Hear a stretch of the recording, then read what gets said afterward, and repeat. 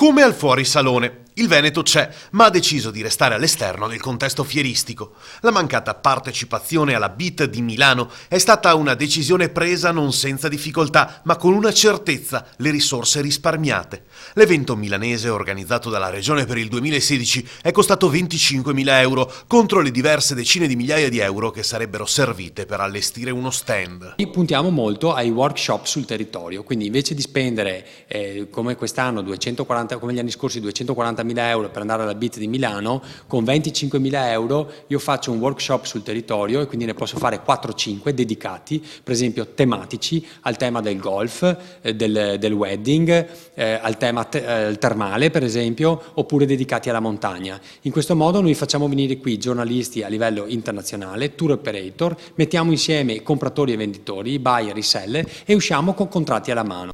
Il Veneto comunque non rinuncerà alle fiere per promuovere le sue bellezze turistiche. A quelle più importanti, soprattutto estere, ci sarà. Ma per Federico Caner il futuro sarà all'insegna di piccoli eventi e di un investimento consistente sul digital. La scelta strategica della giunta regionale per quanto riguarda il turismo è proprio puntare su nuovi versanti, in particolare il web, perché ormai i turisti a livello internazionale scelgono le mete turistiche andando su internet e qui noi dobbiamo diventare accattivanti, quindi vuol dire investire anche sul nuovo portale della Regione Veneto e sul sito www.veneto.eu